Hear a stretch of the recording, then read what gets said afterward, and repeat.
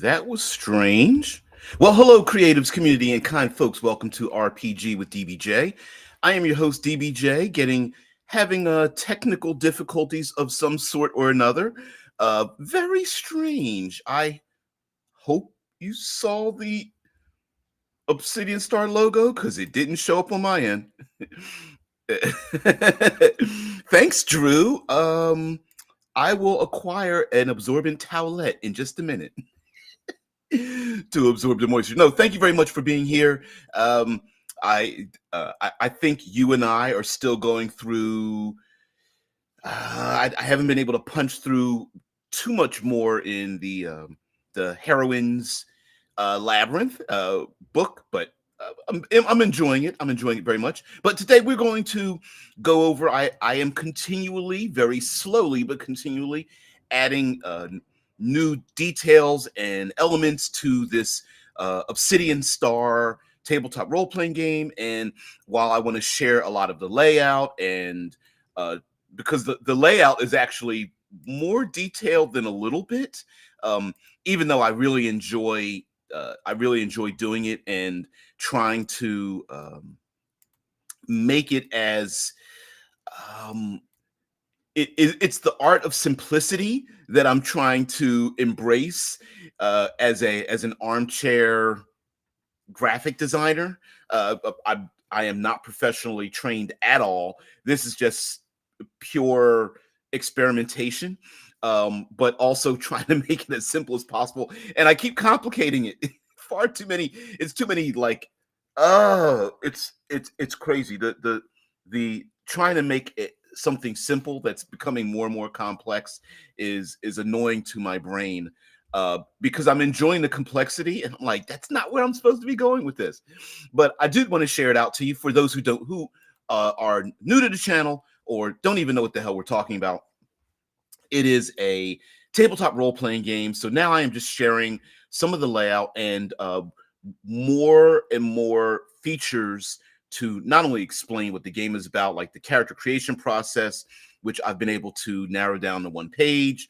I'm doing a lot of this like one pagers so that all the information you need will fit on one page, and try not to make it too complicated as well. So this, of course, is posthumanism at one of its finest. I know there's plenty of science fiction games out there that are posthuman.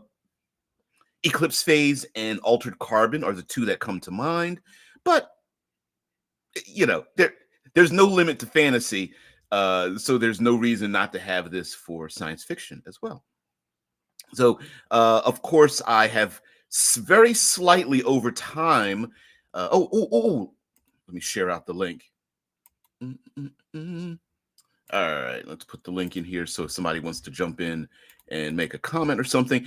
And strangely enough, I've answered or resolved a number of the comments that Deadman, our moderator, has put in, but they haven't disappeared. So I'm going to have to go in there today and resolve many of those. But for those who do not know, this is the character sheet. Very quickly, the character sheet, trying to make it look a bit high tech and whatnot, but essentially, the top of the character sheet is a list of the character's options when performing an action. And then below that, so this upper portion is the options when a character wants to perform an action. And then below that is, there we go, is this hexagonal pattern of things known as pockets. It's where all of your gear fits in.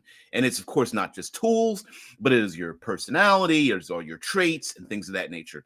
And then off to the left and right are technically, these are also pockets, but they're important for your survival. Essentially, these are vectors of threat that the game master can use against the player, specifically for the purpose of having those pulled out so that your orbits, your vitals, and your vouch, which is the name placeholder name that thank you, Dead Man, for helping me out. I couldn't come I even went to Chat GPT and plugged in like names for a type of monetary value based on taking care of a Homo sapien in space for 1 year. Woo. And that's as close as I got. I listen, it's I can literally change it right now if it doesn't matter. So to the left and to the right are bricks. Those are the Schrodinger's cat version of value. I am adding to it that if you open up a brick, you can take whatever's out of it and use it, but the value is lost in terms of keeping it sealed up because people don't know what it is. And of course, we have our armor and our little armor gear tags that protect our traits. And for those who don't know, your your um your traits are like your hit points, so you have access to them. There are 18 in total, and there'll be some blank areas. But whenever you are suffer a loss, whether it's physical damage, psychological, social impediments, and things like that, you mark off. You have no more access to those things, and the what happens when you no longer have that any longer is based on the character sheet. So here we have a character creation. I'm going to zoom in, so hope no one gets a little bit struck with that.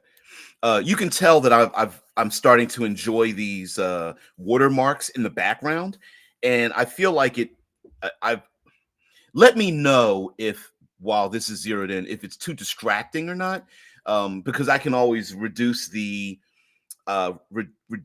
reduce the opacity of these little watermarks in the background.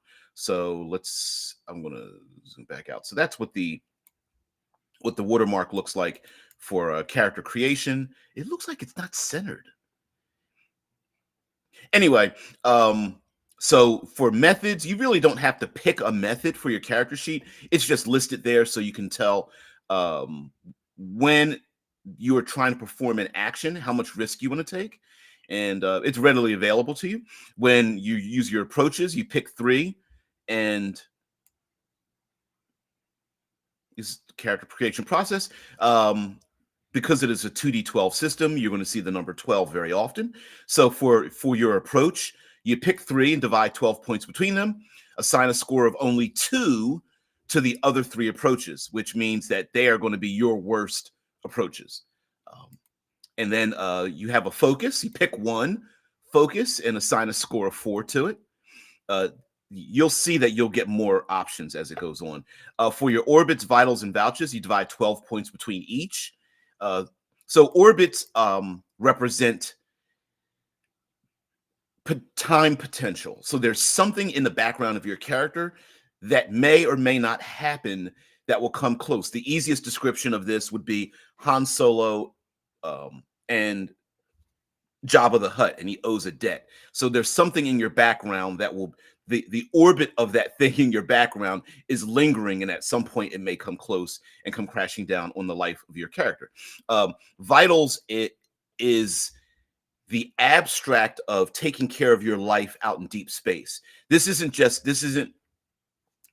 abstracting food and water, but this is all the things that help you in space, and everything in space is trying to kill you. So this could be radiation or infestations or calcium deficiencies for biological people, broken DNA and mutations and things like that, muscle atrophy, all that kind of stuff.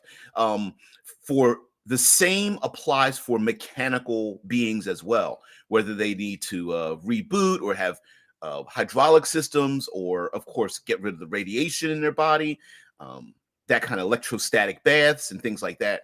And then a vouch is a short for voucher. It also I like things to have multiple meanings. So vouch is also meaning you can vouch for someone to care for a year for yourself or others. And then in the character sheet, basically you pick or roll for 1 detail from each list from the above. Your zipper is your brain. Technology, your jacket is your body.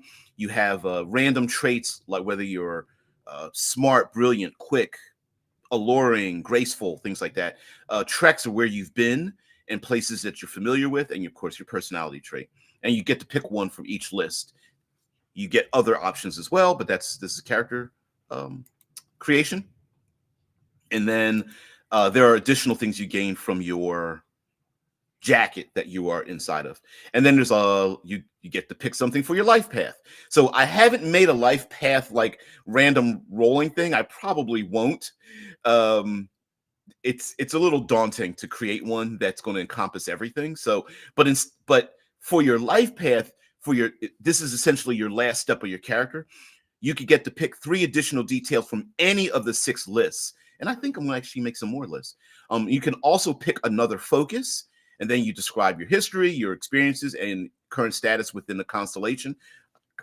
A constellation is the group of characters together. You make up a constellation, you and other player characters. Name your star and begin play. And then advancement basically is when the stars have finished an arc. You get +1 or a number 1 to any numerical value. Add 1 detail from any list. Change one from any list. And change. Wow. And change one is a detail on the character's gear.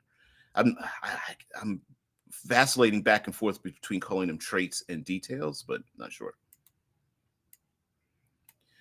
So that's that.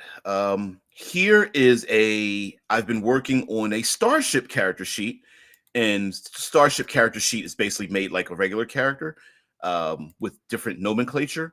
But let's zoom out, and then I'll see what you guys have to say. Still working on the Starship character sheet. Try to make it as simple as possible, since there aren't as many options that a player character would have. In the corners, added some details here, some blueprints or whatever. Still not sure if I'm gonna stick with that. For the methods, we still have a vector, arc, and axis. I need to put the dice against this, so it's reminding me there. We do have our approaches when piloting the ship, and maybe some rules to spread that around to the other player characters. But for the approaches for a Starship, we have, here we go.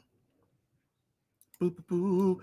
We have a reputation, signal, that's like signaling or communications, targeting, stealth, thrust, and maneuvering. Thrust is more like speed, and maneuvering is sounds like what it is. And try to shorten it down. And of course, our 3 vectors of threat, whether the vehicle needs to be serviced, refueling, and trade goods that you're carrying with you.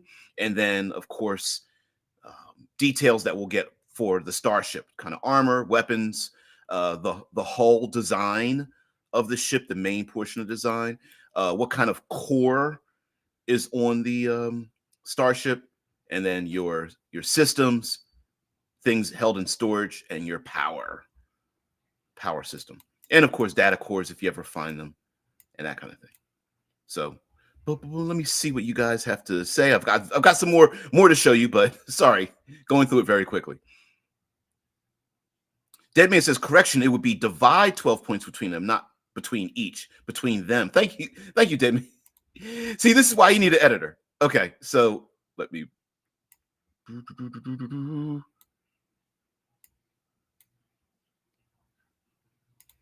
This is why it's the hidden art.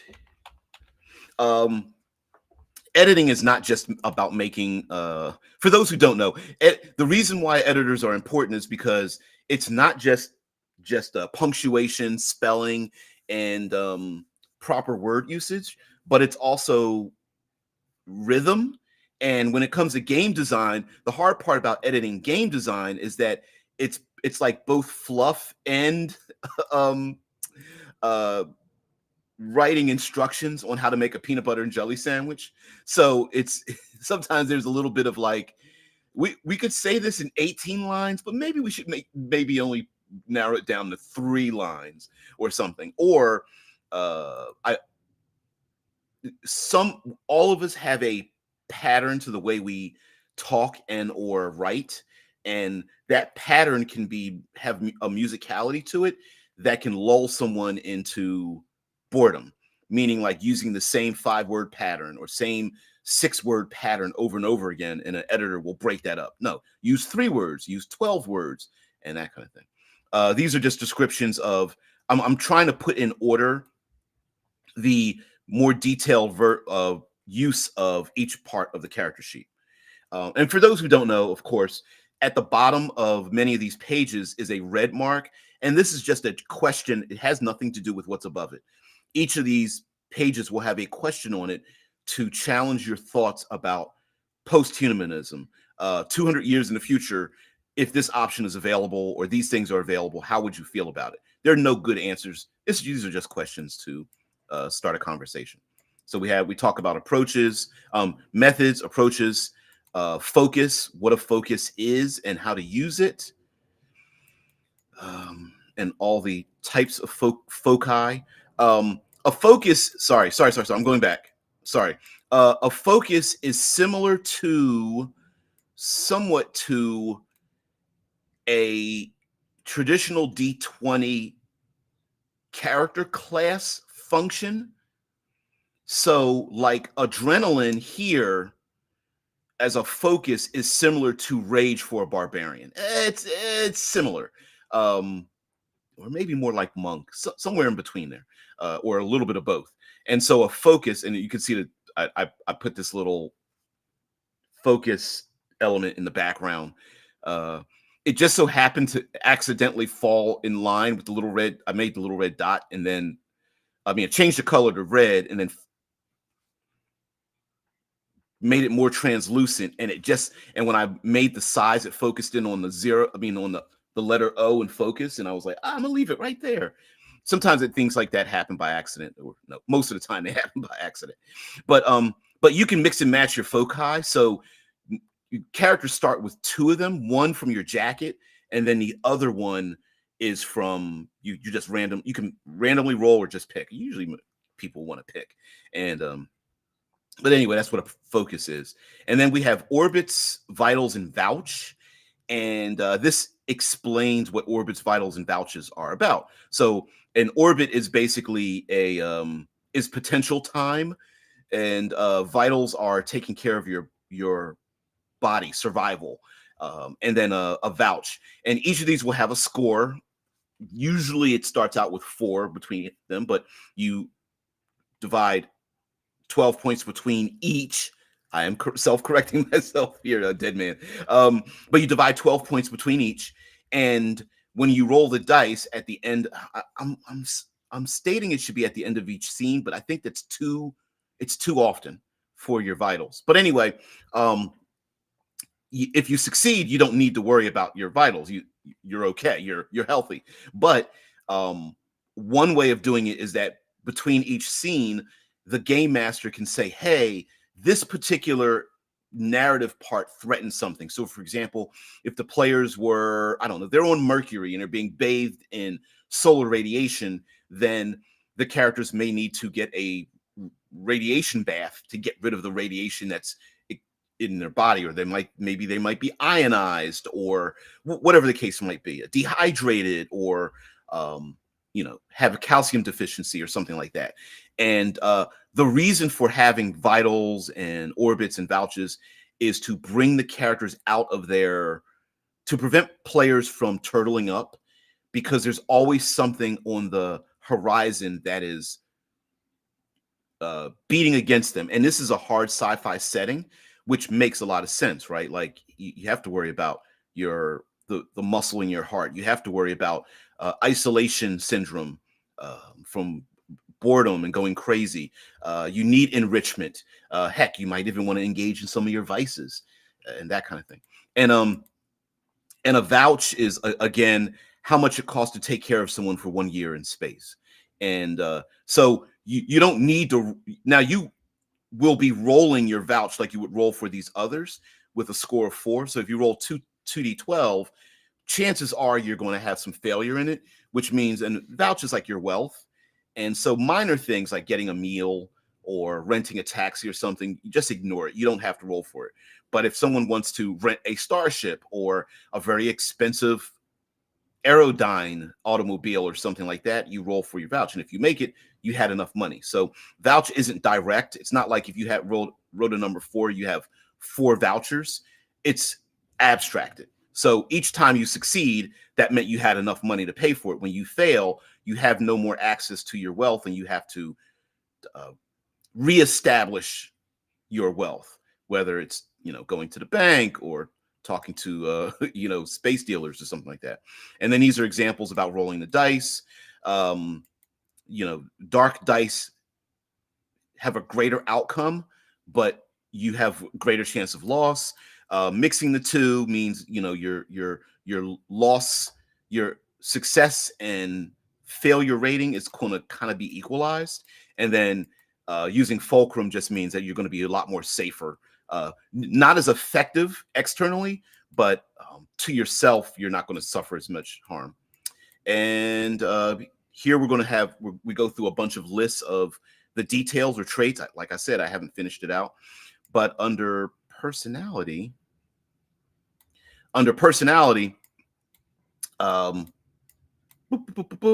it's a combination of external behaviors and internalized integrity. So it's a little bit of like how you act, and if you're not around anyone, who are you when you're by yourself?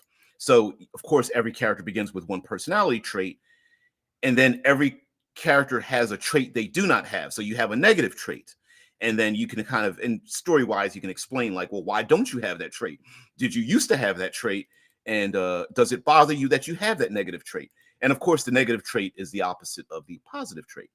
um, and you'll see why this is important as we move on. And also, this gives players an excuse to misbehave in some ways. So your positive trait might be respectful, or your negative trait might be disrespectful or timid or sadistic or greedy or something, like dishonest or what have you. And so one is what you are, one is what you used to be, and you can explain to people what the hell that means.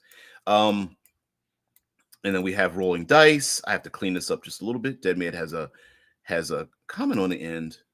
I love the merch dice, I think, idea as well. um Although I was thinking I could get regular dice and then get like a Obsidian Star logo or something on a dice bag and have at least 4 dice in there, like 2 black, 2 white dice. But anyway, so vitals, this talks about the types of vital ways to take care of yourself, or that the game master can apply to a particular situation. The left side, of course, is for biologics and organics, and then the right side is for autons and mechons.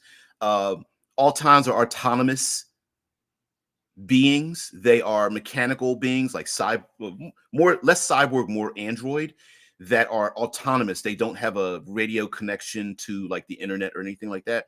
And mechons are mechanized beings. Mechons are non-humanoid mechanical things like spiders and tanks and snake-like things, machines and things like that.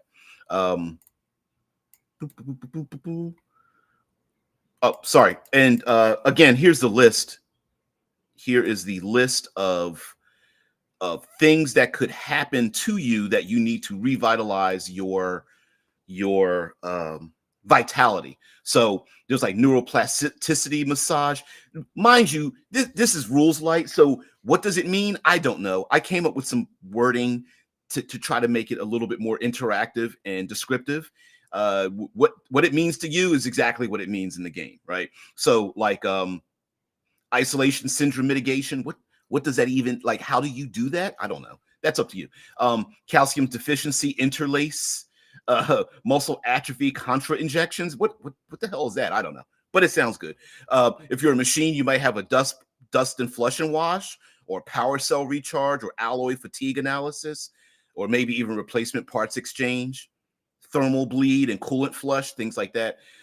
Even for your biological types, enrichment engagement, exercise regimen, vices, carousing and hedonism, maybe, or meditation and reflection, anti-rad and mutation evacuation.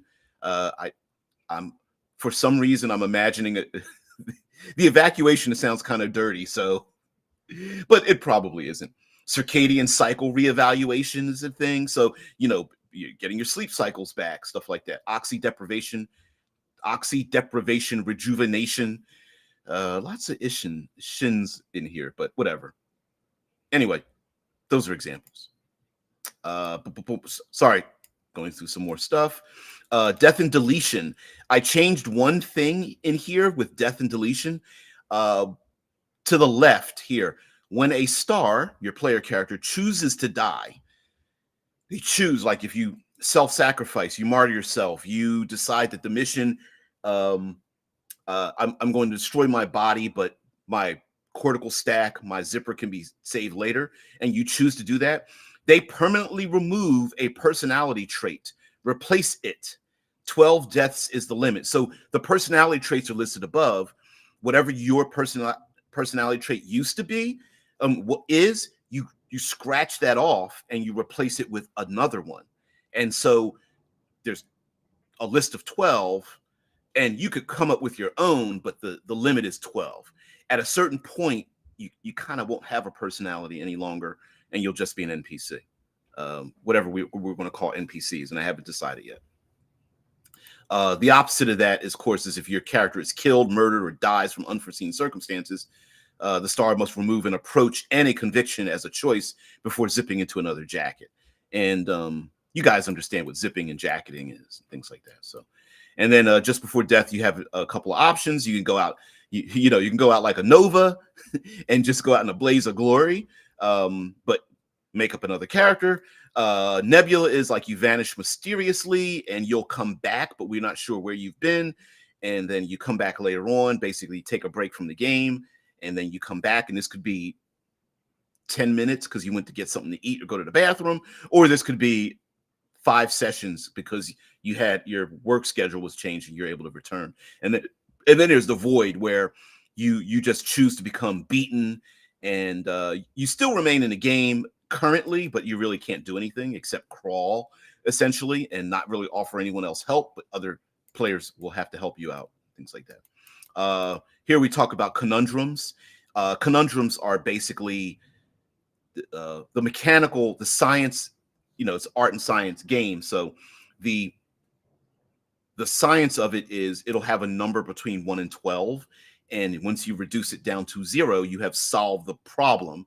And then you come up with solutions. The art is maybe you don't use dice and numerical values. You come up with great ideas to solve the problem. And that problem could be combat. So combat is a conundrum. You've got a problem. How do you solve it? I'm going to shoot people in the head, things like that. Lastly, we have baggage. And baggage, again, physical, mental, social, things like that. And let me go back to what you guys have to say. Woo! Here we go. Let me. I'm ignoring what you're saying, so let me go back into the chat here. Deadman says starships are more effectively used as set pieces than as characters. I do agree with you there. Here's a problem, and this isn't what you've just said. This is amongst role players in our tabletop role playing community. We love things that don't apply. What I mean by this is I personally love the game Eclipse Phase, but when that game first came out, everyone was asking why it didn't have starship rules in it. Every science fiction game is expected to have starship rules, whether they deservedly need to be there or not. There are like, I want to be a pilot. How do I be a pilot? How do we get a starship? Blah, blah, blah. It does. Now, having a starship can still be a set piece, but let me explain. Like in fantasy, everyone is in love with dragons, yet we very rarely see dragons fill up fantasy worlds. Yet a book about dragons sells like hotcakes. There's just a weird, there's this Pavlov's dog reaction where our mouth waters because of those things.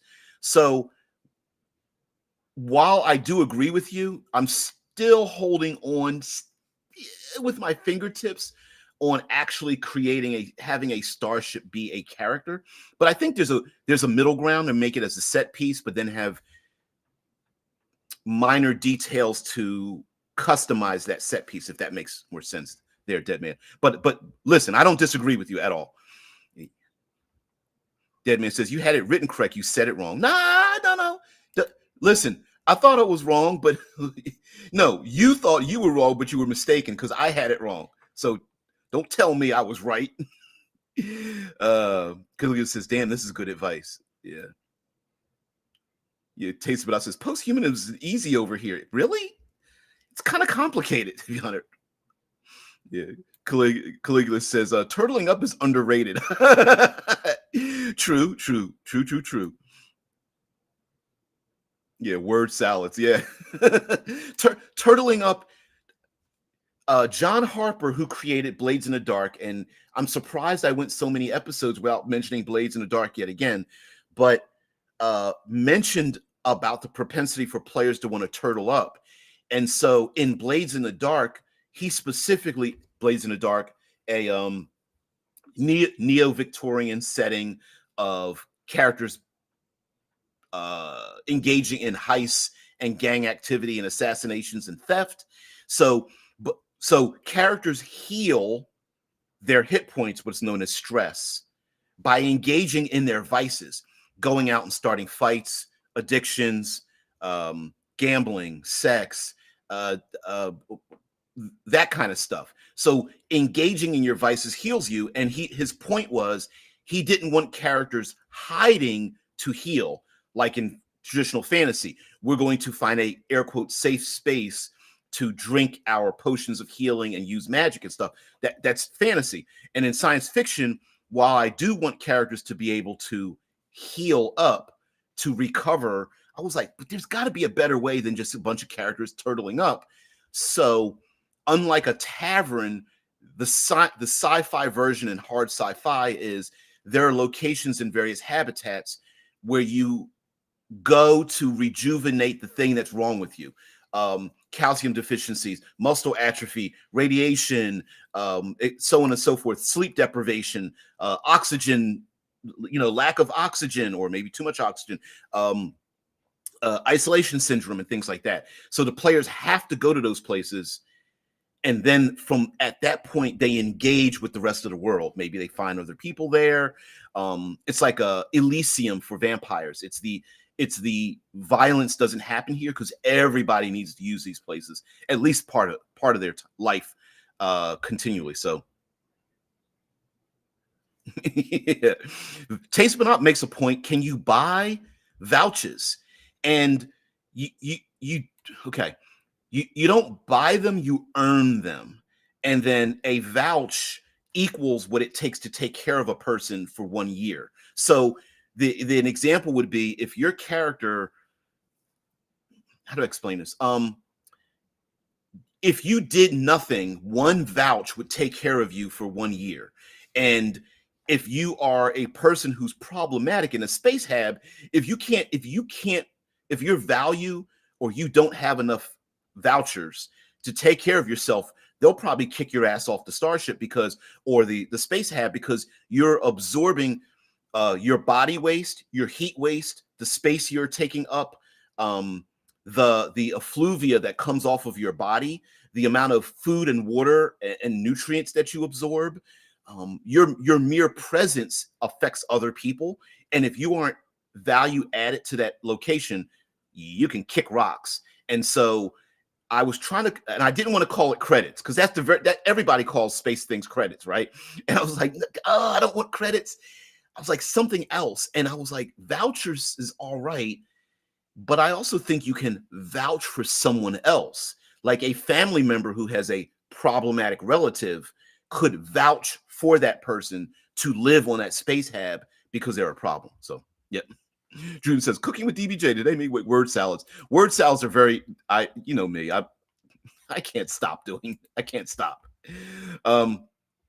So anyway, here's a large list of randomized, if you want to make them random, types of baggage. And baggage happens when crits doubles are rolled on a dice and they don't work in your favor. So not only could you get be in a let's go with physical because that's very common with combat.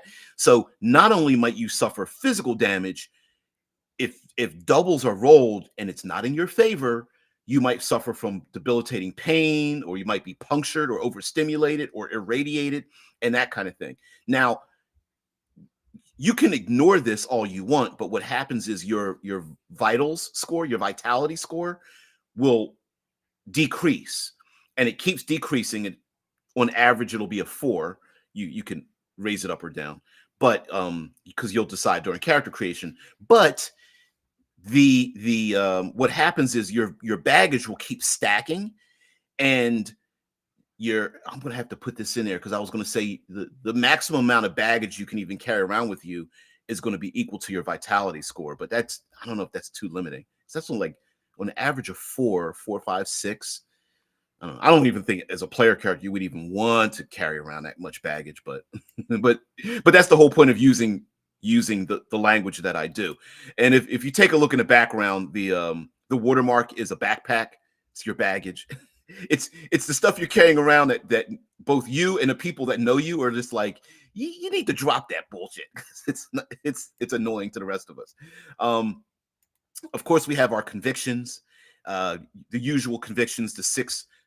I have to thank you guys for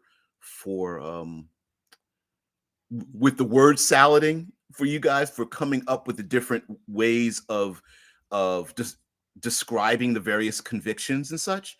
So I really appreciate that. So we have our classic, and I can't stop myself from making these alliterations, but they all begin with the letter E.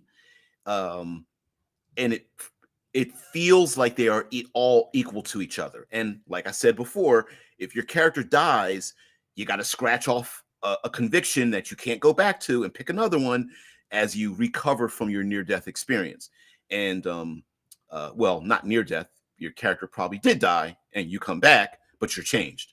And you could profess to not have been changed by the event, but clearly you have been changed. And so we have Explorer, Extropian. Extropian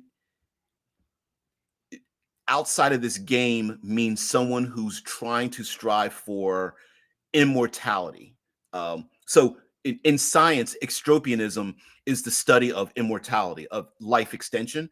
But I'm using extropian as building for the future, both life extension, building something that's everlasting, whether it is a community or a building or a computer program or an AI or something. It's building something that helps people.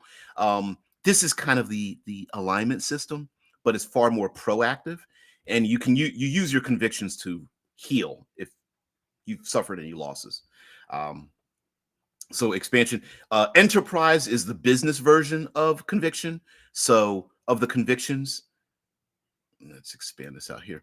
And I have some more. I've got some random charts to show you. So explorer is exactly what it means, both physically exploring new lands and exploring people that you have never met before. Extropian is building and repairing and building for the future. Expansionism is taking your home,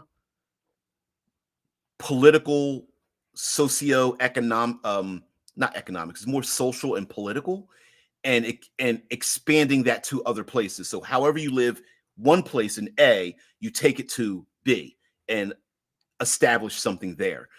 It sounds like colonialism, and the answer to that is both yes and no. There is a soft expansion, meaning like I want to travel to other places and take my beliefs and my way of life to other places, and then do a kind of an exchange of sorts of ideas. But yes, it does smack of colonialism. Excellence is making yourself better, but also helping other people become better, faster, stronger, learning, challenging yourself to be better. Survivalism is kind of, these overlap a lot of each other. Expression, of course, sounds like artistic expression, but it's also expressing your desires, your expressing your pain, expressing what you want in freedom. So it does include artistry and journalism and carousing and things like that. And then, of course, we have lastly is enterprise. extremely closely related to business enterprising and capitalism, but it's also about um, establishing a way to refine resources, whether it's human labor or natural resources or things like that that other people can use. It doesn't necessarily mean destructive, like using solar power or fusion power or things like that. Organizing people to become uh, more useful for their community. It also is about enterprise. Like people might be barely surviving, but you're like, listen, if you guys work together, this is what it looks like. I've shown this to you before. This is how the pockets, gear, baggage system works. So each one of these hexes is a pocket, and then you have your gear in that pocket. If you suffer a loss, you can't use it, and if you suffer some sort of baggage, you replace the crossed out gear with baggage. So it takes up the same amount of spot. And again, natural language. Difficulties. Very, very simply put, let's show you the whole page here. Difficulties. Uh, Easy and hard, although that line, that doesn't make any sense why it's there. Easy and hard. So basically you have an approach. If it's easy to do a thing or you create circumstances to make it easy, just add plus, you get a +2. And then if it's hard, it's -2. That's where the difficulties come in. It's easy as that. I think I may change the watermark in the background, but I kind of think hit easy with a little feather, very easy, and hard, trying to roll a piece of steel, I don't know, uphill or something like that. We still have our languages. I do have Esperanto in here. Let me expand this out. You can see the watermark, somebody screaming.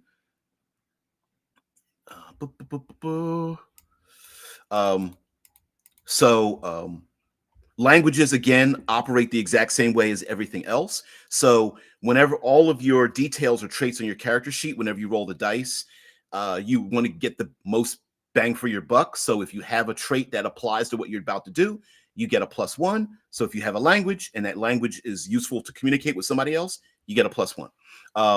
So I call it Astro Sign Language because it's not American, but it's basically sign language, and people call it also because they think it's just one word. Braille is another one. Braille, I am also using for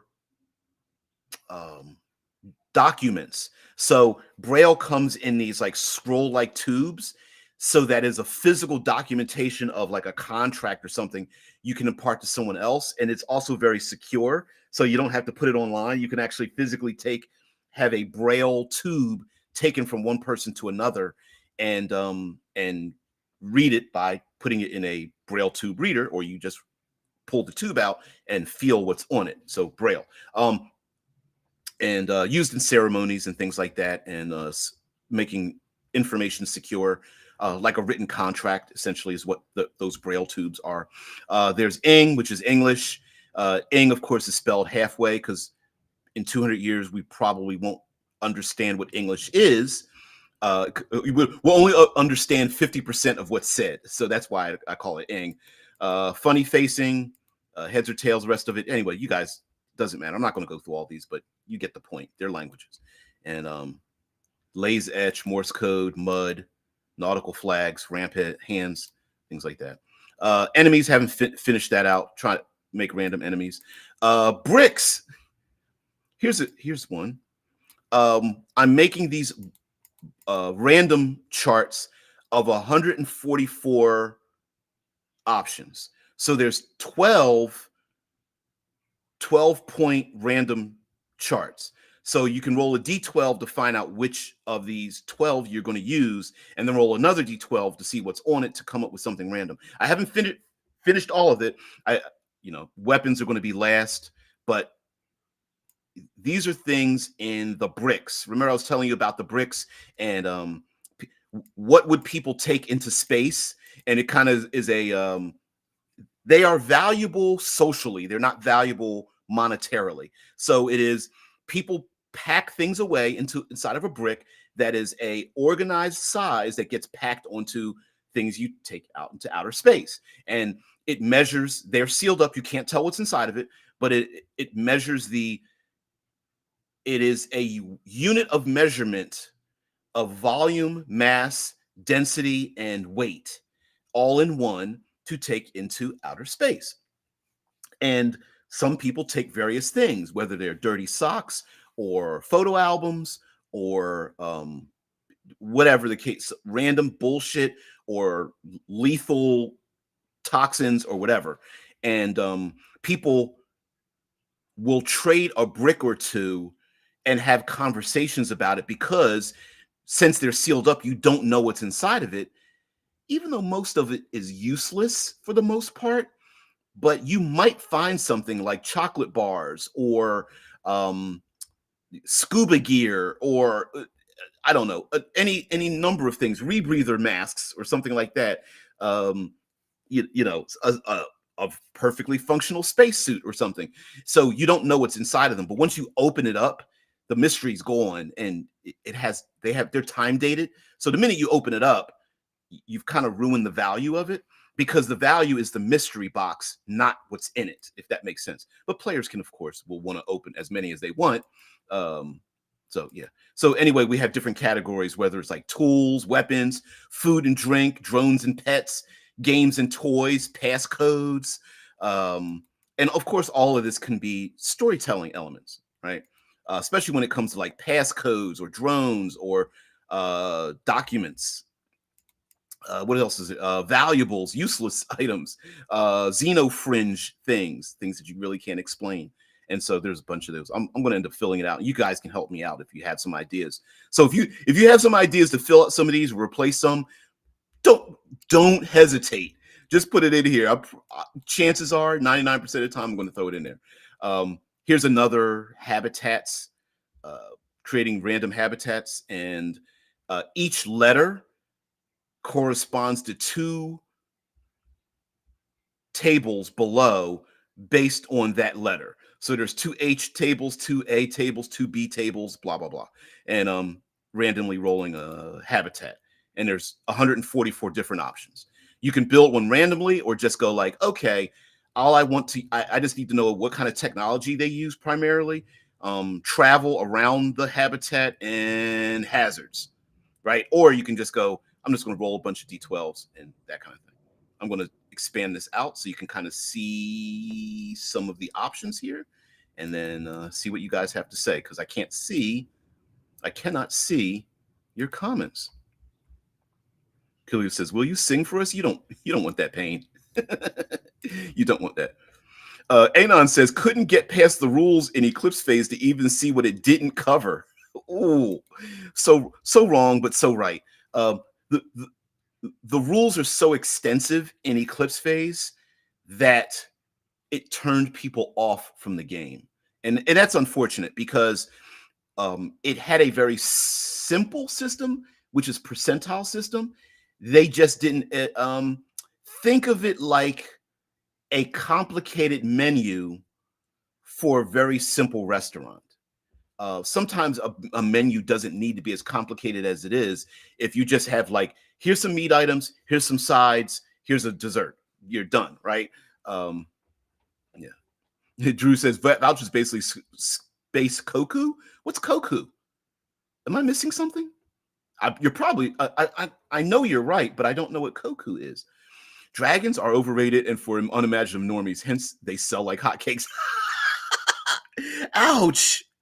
Boom, boom, burn. Dragon burn. Yeah. Yes. And you were so right there, Adon. It's like, why do I get the feeling this was all written while watching Sesame Street? Brought to you by the letter E and the number 12. Yep. Yeah. Also, well, there is a logical reason why, and I am an outline writer. So I'm an architect, not a gardener. So if something focuses my attention down, like using the letter E or the number 12 or something of that nature, something that rhymes, a word that means multiple things, if it kind of narrows down my thought process, then I'm more creative when I'm limited than a blank sheet of paper. So if you give me, it's like an artist with a white canvas.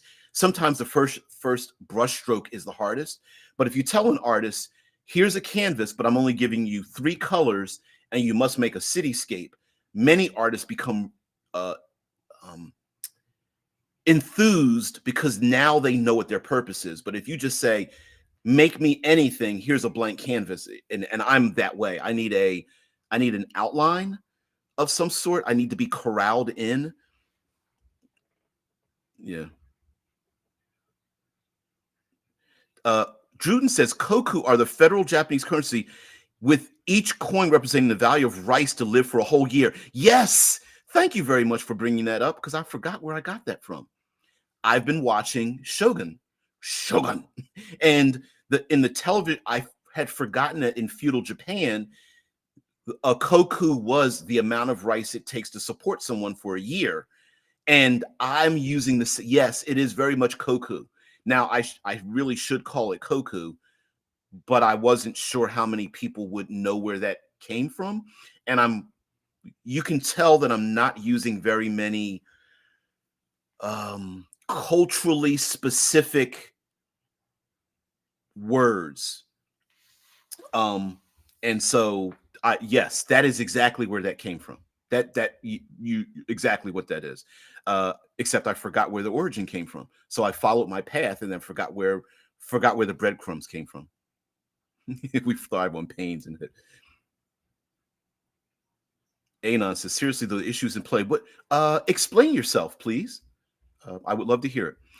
Okay, let me, I gotta show you some other things. So the this random habitats table isn't actually finished, because there's going to be another table that actually tells you what the habitat is like, whether it is there are 4 types of habs. There are geohabs on land, aerohabs in gaseous locations, there's 0G habs in space, and there's aquatic habs underwater, or like in under Europa's surface, the oceans of Terra, Earth, now known as Terra, things like that. So there's also that part of the randomization, or what type of habs are they and how are they designed.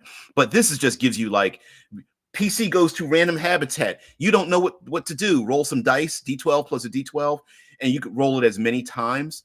I want to put some superscripts up in here, like build an interstellar hab, roll D12 superscript 3 plus D12 superscript 3, like to roll it 3 different times. But I haven't figured out how to do that on Canva yet, and I'm a little scared and or frightened to do so. Um, that's not quite true. Average people, I came up with some funky names for them. There will be more descriptions about them, but yeah, these are air quotes average citizens that exist in the world, and kind of how they are. Everything from the Annoy to Anons to Verts and Revels, Sumers, Sits and Sumers, Trig Sits and Sumers, to the Drools, Remos, Neohues, Rehistes, um, Psychos. Actually, it's pronounced Sicko, like as in sycophant, but yeah, Sicko, Psycho, however you want to pronounce it. I don't care. That's up to you guys.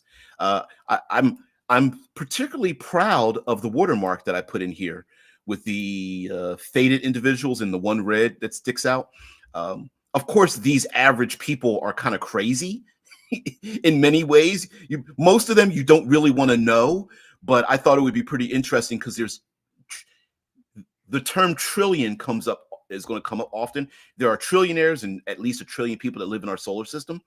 Technically, hundreds, if not thousands or millions of trillions of people could live in our solar system, considering the technology. But even in science fiction, amongst us brilliant people in the tabletop community, and sci-fi writers tend to reduce the population down to the point that it wouldn't logically go up. So I'm thinking in 200 years, an easy 1 trillion people is no big deal. That would be scattered amongst the different HABs and things like that amongst our solar system. And often I'm also using this as a way to counteract the low populations of people often seen in science fiction games because they're hard to both rationalize and handle. And I want to make people obstacles like any other obstacle in any other role-playing game. So some of these will be NPCs, others will be problems for player characters.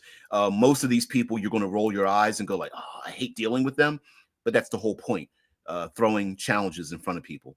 So, you know, trigs are like the easily triggered people who just like to want to go have hate-filled flame wars, screaming, rioting, and things like that. Why? I don't know. It doesn't matter.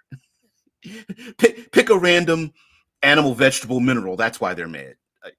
Does it need to make sense? No, they just are pissed off and they're just running around crazy.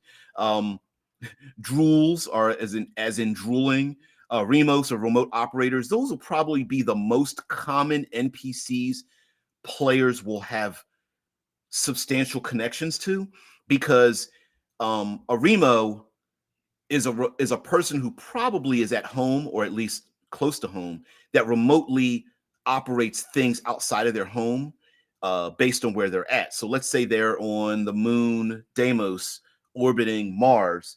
They could be they could be a taxi driver operating a taxi remotely to the next hour using a construction vehicle to the next hour operating a humanoid waiter or wait service in a restaurant to the next hour reading children's stories to kids in VR to like and so a player may have a connection with an NPC, but that NPC never shows up air quotes physically.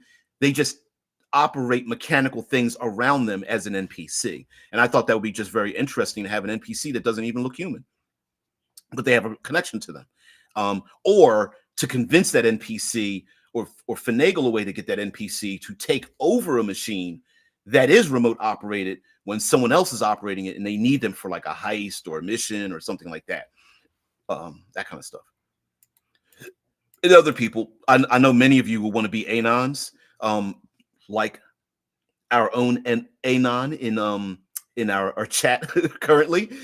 They just want to be left alone. They use clothing and devices to spoof recording and scanning systems. Yeah, people don't like Anons in this world because they think they have something to hide. And yeah, yeah. Mm-mm-mm.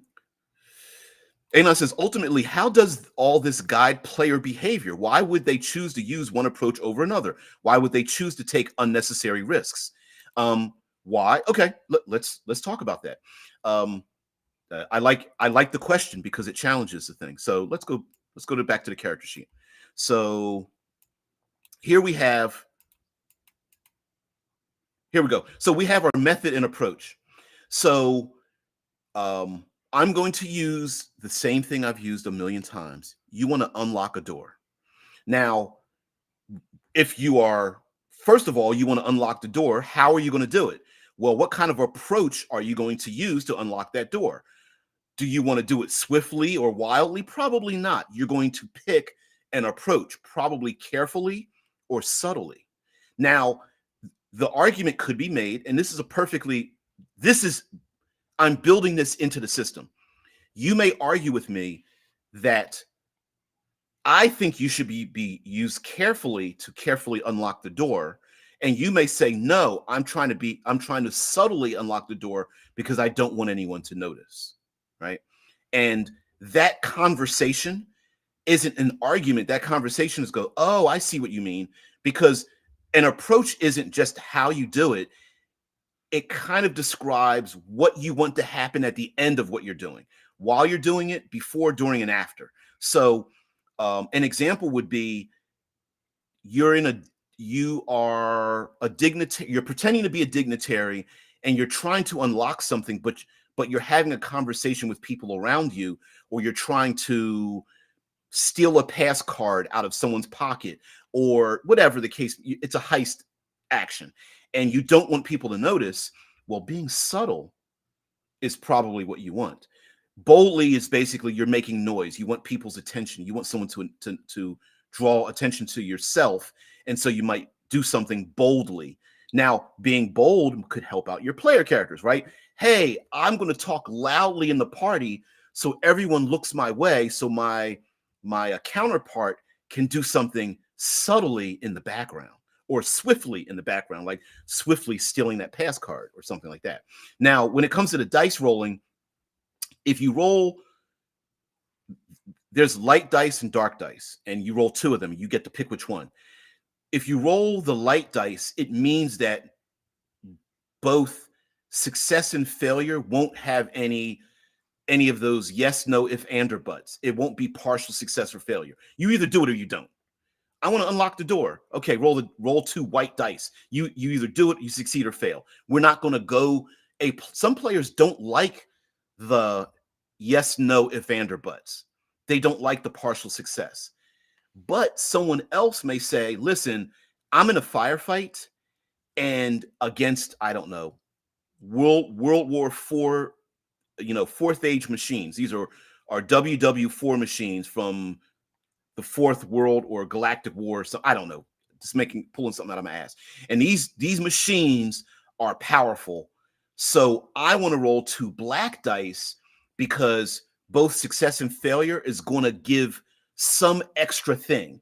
Now, failure means that some extra thing will happen to you. Success means some extra thing will happen to the subject you're firing on in combat or whatever. So let's say someone wants to unlock a door, but they're like, you know what, I'm gonna use force, and I want to be careful.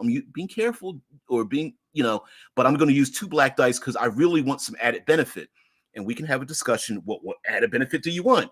Well, listen, if I unlock this door, I want to be able to unlock all the doors because I don't want to have to keep rolling dice to do it. Roll two black dice. Guess what? You got success. Hell yeah. Not only did you unlock this door, you also know how to unlock all the other doors in, I don't know, this person's yacht, space yacht that can hold 1,000 people or something. So and flex is kind of a balance of the two. And then fulcrum is basically like I'm using the minimal amount of energy to get the maximum effect. So that's what that is. Now, lastly, an argument. Here's something that some players will try to do to game the system, which I'm specifically pointing out that you can't do. So when you use an approach, you're not using any of the other approaches.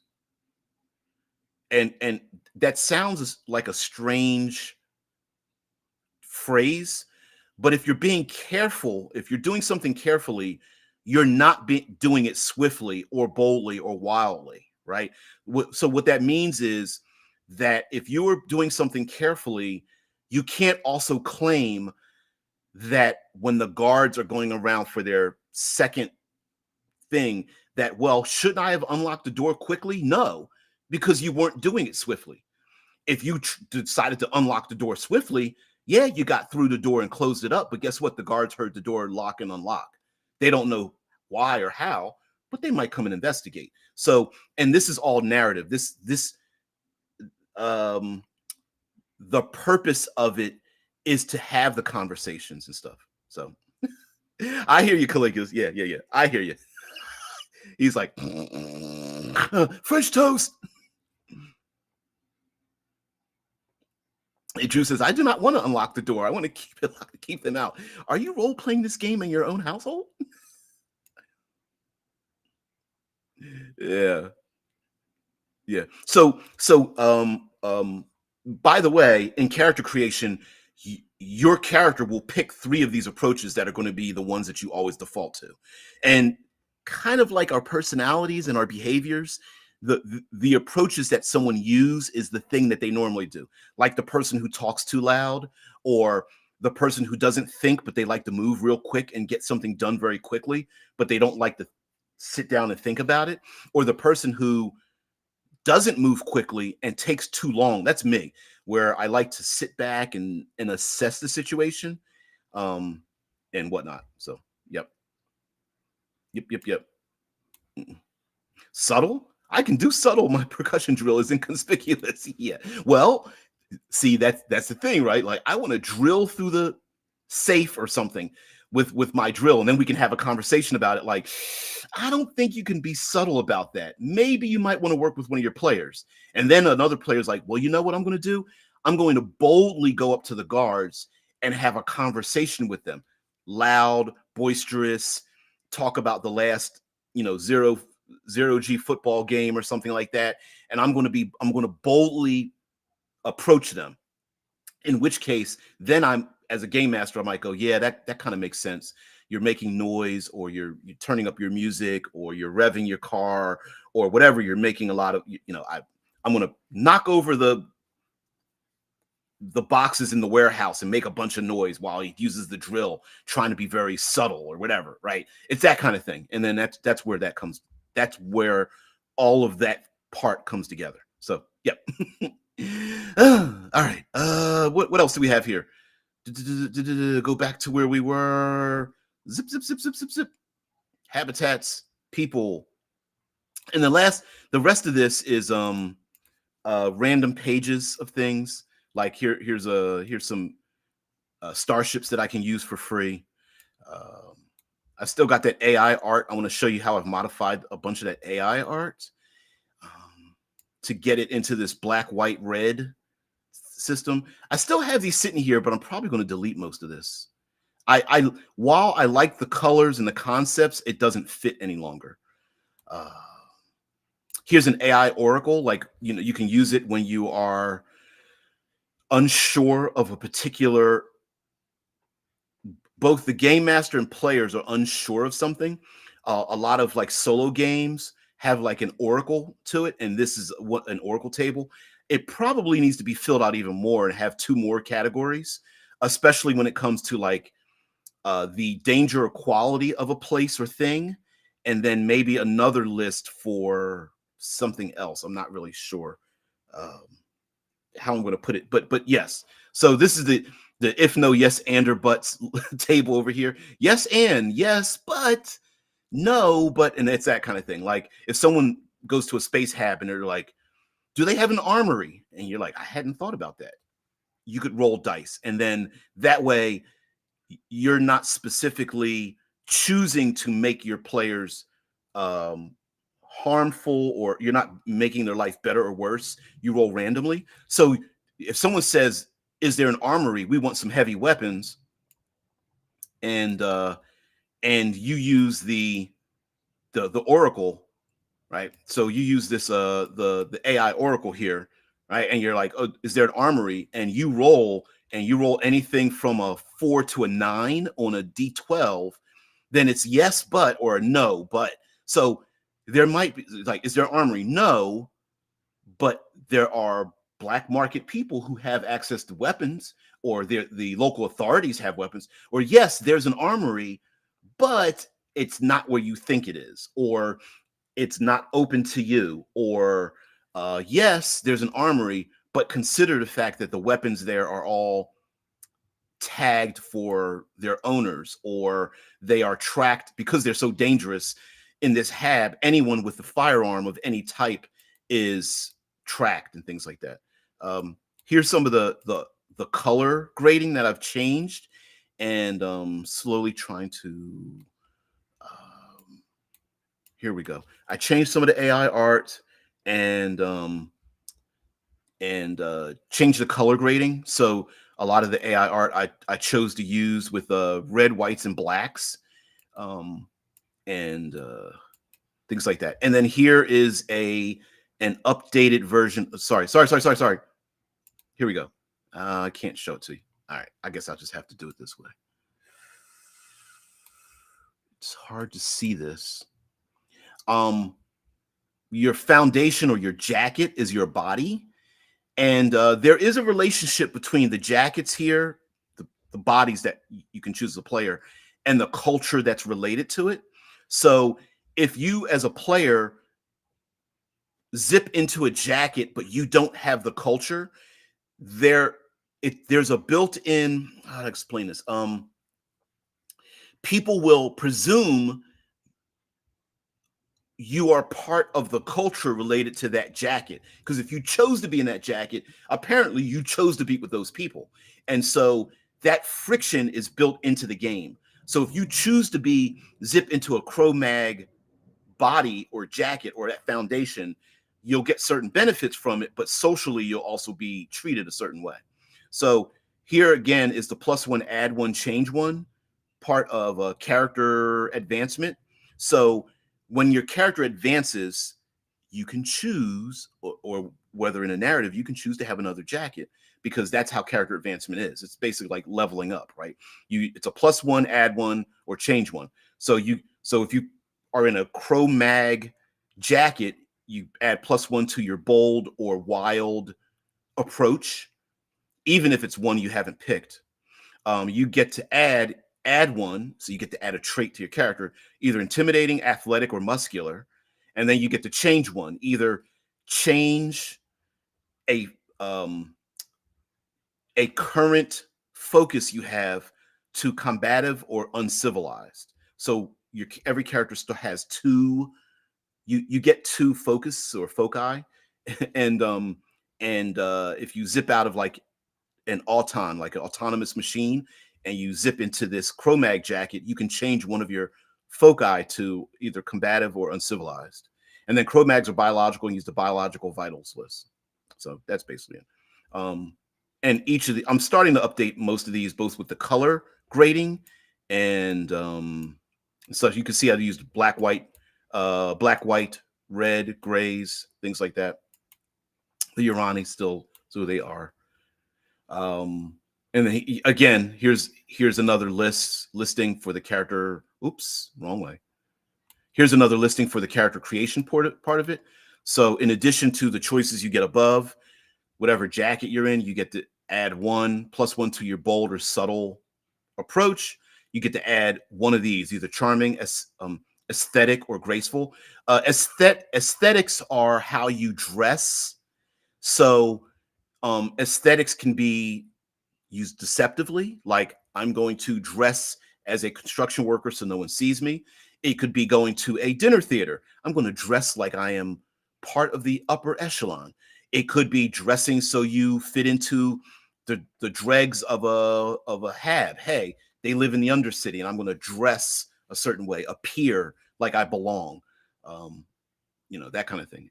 So that's what that is.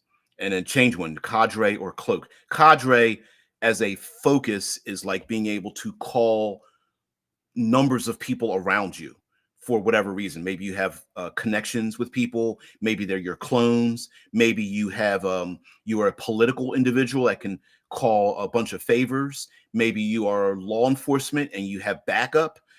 Maybe you are a pirate and you have the pirates code and other pirates will come join you. Things like that. Maybe you're a gang member and you can draw other gangs. And then there's cloak. You can hide things, forgeries, again with the deception part, with in terms of appearing digitally, changing your footprint, things like that. So let's see what you guys have to say. Let me put an image up here and then get back to what you have to say and then get out of here. Guys, don't have to push say. Okay, so thank you very much for letting me. I went real late today. Thank you very much for letting me go real long with this, and paging through a bunch of these aspects of this game and the layout and choices that I'm making. I do miss the bright colors, and I may like undo it so that the bright colors return in like another file. I haven't decided that yet but let's stick with one thing and let's go with black, white, and gray and color grading and things like that. So yeah, changing it up slowly. You can see there's still some yellows and golds and things like that. And I haven't gotten all the way through it, but yep. These are many things. Holo sapiens. I appreciate. I think it was the N King really loving the idea of having people that are called Holo sapiens. The Kresh, of course, they're clones and stuff. The Novus are humans built from the ground up genetically to adapt to deep space, which they're kind of a blend of like Area 51 aliens and humans, which we might start looking like the I'm sorry, Area 51 aliens, like no noses, big craniums, long fingertips, uh, thin, atrophied, long bodies, that kind of stuff. So kind of pulling from that. Ferals, we love ourselves some furries. Still a little bit more dangerous than that. Uh, the docent, plastic people, um, servants, that kind of thing. Designed for social service, synthetic servitude. Uh, Craniacs. I know you guys like that name. It's bothering me now, and I don't know why. But anyway, guys, thank you very much for taking this long and being part of the show. I'm going to page through a few more of these and then let you guys go. If you have any interest in the development of this game and and any interest in making any comments or things like that, please don't hesitate. It doesn't hurt my feelings. There's something about game design and creation, and that's the fact that you got to let go of your ego. You want something to be good, not what you want, right? And sometimes what you want is necessarily the best thing for it. To the point where I haven't even considered dropping the 2D12 system, to be honest with you. And I'm deep into it. Like I'm real deep into it. So yeah, we'll figure it out.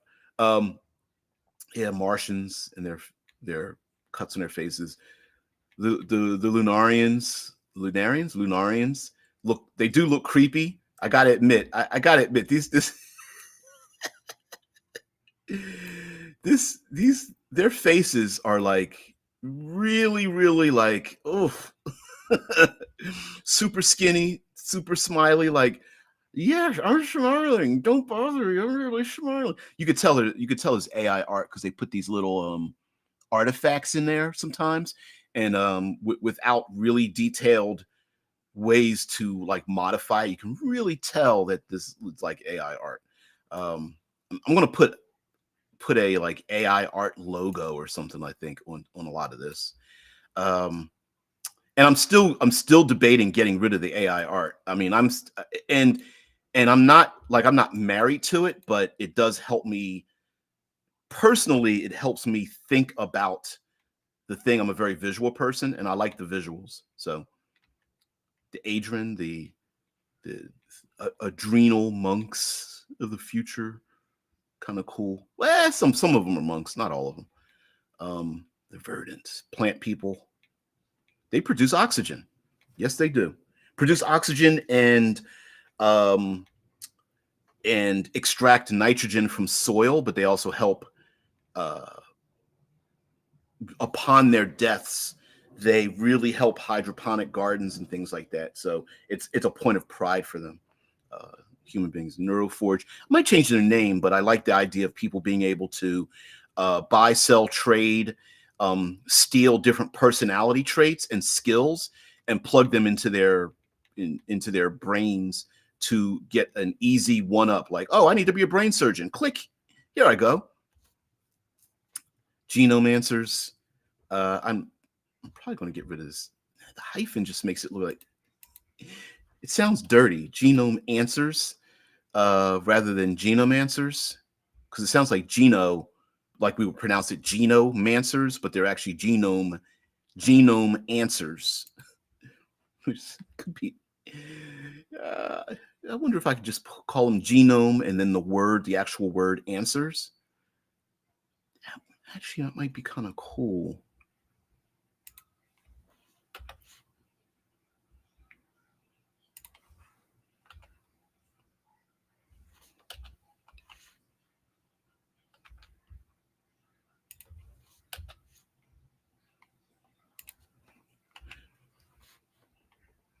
That looks really weird. It doesn't even look right. That's weird. I'm gonna leave it like that for now. But anyway, those are people with broken DNA. Their bodies are falling apart and stuff like that, but they can use it to their own benefit. Altons. Strangely, this is actually free for me to use on Canva. I really like this. I wish there was more of it. different angles, different people, male, female, something mixed in there, full bodies, but I couldn't find anything.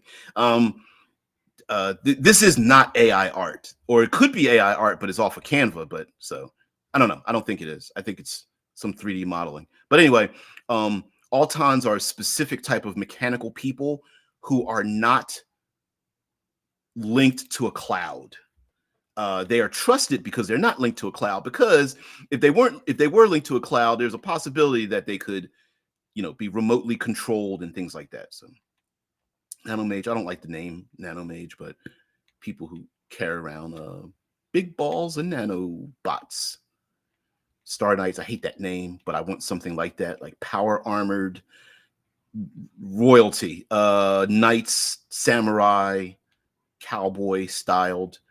One of Drew's favorites, zeros, people who they have acquired a viral deficiency that literally works like a digital disease that erases their digital footprint, which sounds like a badass if you want to be a spy, but it's harmful if you want to get some help, because no one knows you exist any longer. And so, housing, food, travel, things like that, politics, all that kind of stuff. Yeah.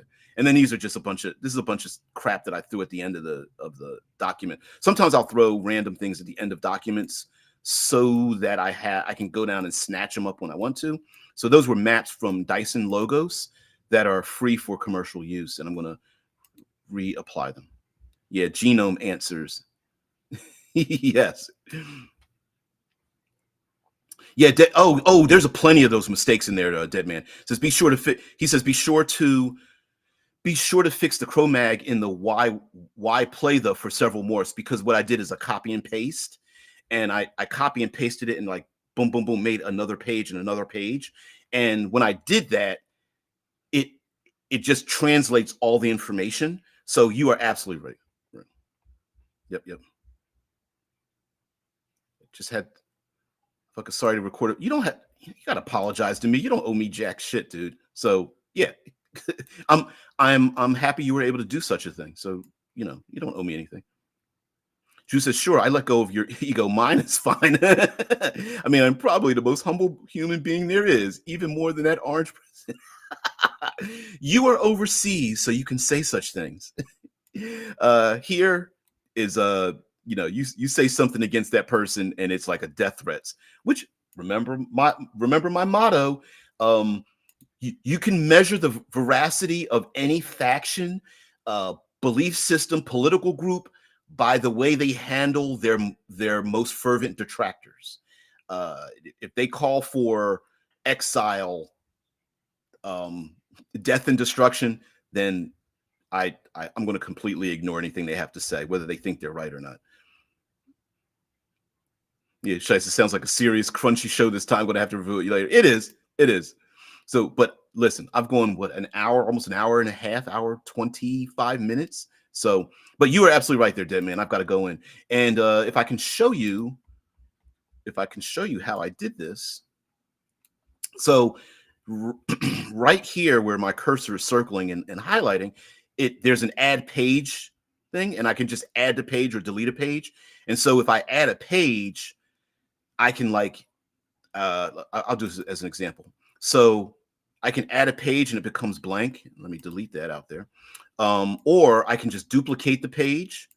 And so what I've been doing is I'll duplicate the page, which duplicates exactly what was above it. So there's actually two of these pages now, here and here, and then go in and then let's take this picture and I want to get a new picture to fill into this gap. So then I'll go to uploads. So I got a bunch of stuff that I've uploaded, and then maybe I want to bring these people in, and then come on, there we go. And then I'll do something like that, but then I got to change the name, and then I might change the name to, those are the new genomancers. Shit. Okay, so let's delete this page. So let's move up here. So, like as an example, for the genome answers, I could grayscale this right? I was thinking about grayscaling this or just replacing it with like, come on, it, there it goes. Replacing it with something like this image here, black, white, red, and then go in and change all the other stuff.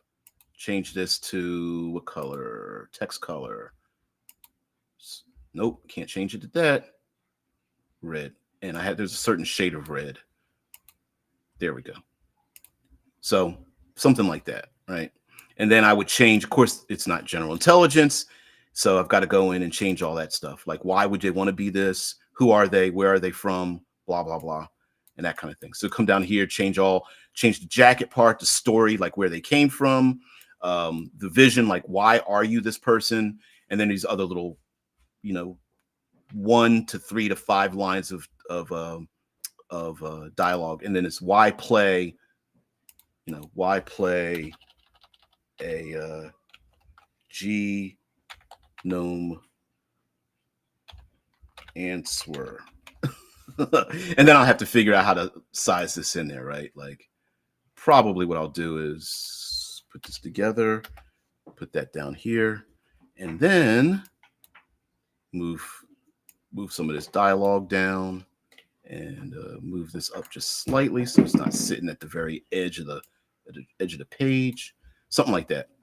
So anyway, live alteration. So guys, thank you very much for being part of the show. I really appreciate it. Taking you too far, too long, too much detail.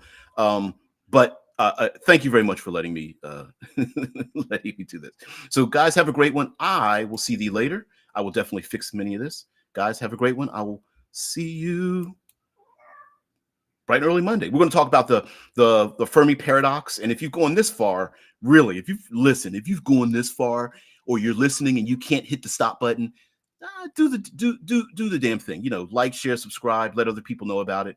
5 out of 4 doctors say that this show is great to help you with your tabletop role-playing sci-fi experiences. So guys, have a great one. Have a great weekend. I'll see you later. Peace and out.